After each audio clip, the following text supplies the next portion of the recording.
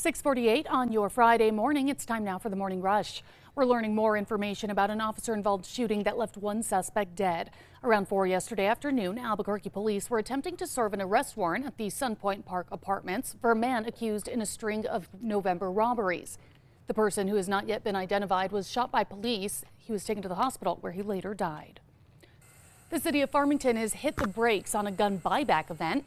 Police in Farmington had scheduled the buyback for Saturday, offering gift cards in exchange for unwanted firearms. City Manager Rob Mays sent KRQE a statement saying the program was an operational matter and therefore not taken to the City Council for formal action. The Farmington Police Department declined to comment. New Mexicans affected by the first atomic bomb test will no longer be compensated. Tularosa downwinders were expecting $30 billion from the feds after the U.S. Senate passed an amendment to the National Defense Authorization Act back in July.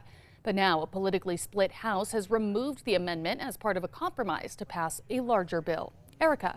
And here's a look at our school day forecast for your Friday. Temperatures are chilly this morning and you'll want to bundle up. It will be another milder afternoon in the mid-50s, but we're expecting high wind gusts of 40 miles per hour, so you'll definitely still want the layers.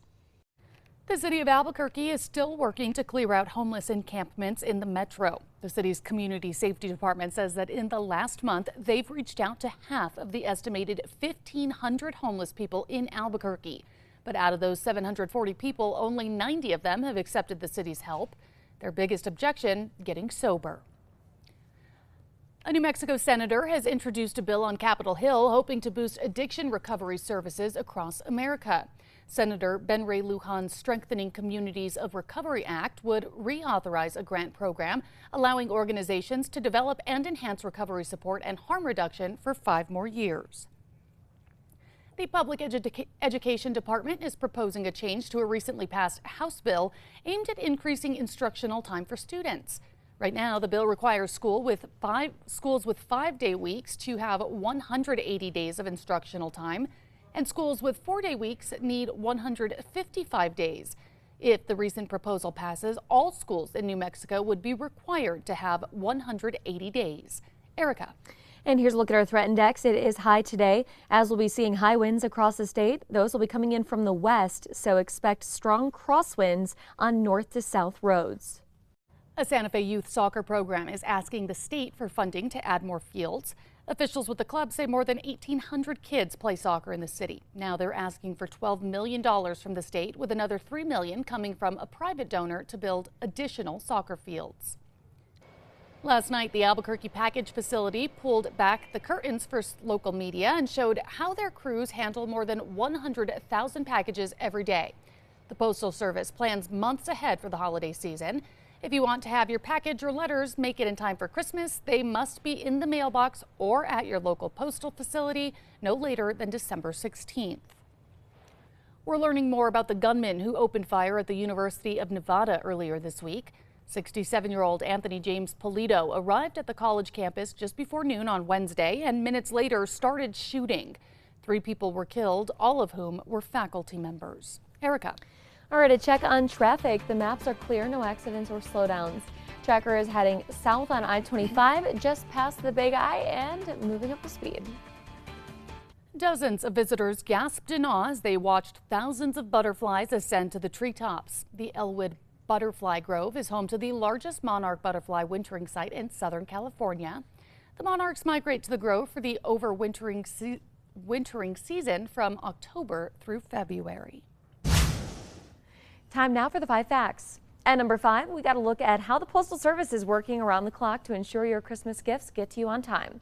Last night, the Albuquerque package facility pulled back the curtains for local media and showed how their crews handle more than 100,000 packages every day. If you want to have your package or letters make it in time for Christmas, they need to be in a mailbox or at your local post facility by December 16th. At number 4, a Santa Fe youth soccer program is asking the state for funding to add 5 more fields. The Northern Soccer Club has 5 fields to play on at the Santa Fe Municipal Recreational Sports Complex.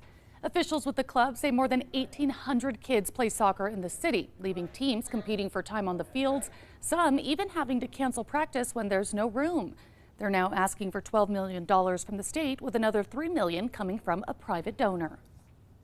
And number 3, it's going to be a windy day out there. Winds are still light and they will be through the early morning. By this afternoon, winds will pick up to around 30 to 40 miles per hour across the metro area. At number 2, New Mexicans affected by the first atomic bomb test will no longer be compensated. Tularosa downwinders were expecting $30 billion from the feds after the U.S. Senate passed an amendment to the National Defense Authorization Act back in July, expanding the Radiation Exposure Compensation Act. But now a politically split House has removed the amendment as part of a compromise to pass a larger bill. The National Defense Authorization Act has not yet gone to a final vote. And at number 1, a man wanted for a string of robberies is dead after being shot by police. While trying to serve a warrant on the suspect yesterday afternoon, police say he barricaded himself inside of an apartment at the Sunpoint Park complex on Montgomery near Jefferson. APD says the suspect eventually tried to run and at one point pulled out a gun. Deputy Chief Cicely Barker says officers tried to use other tactics, but when it didn't work, one officer fired their gun. The suspect has not been identified yet. He died at the hospital.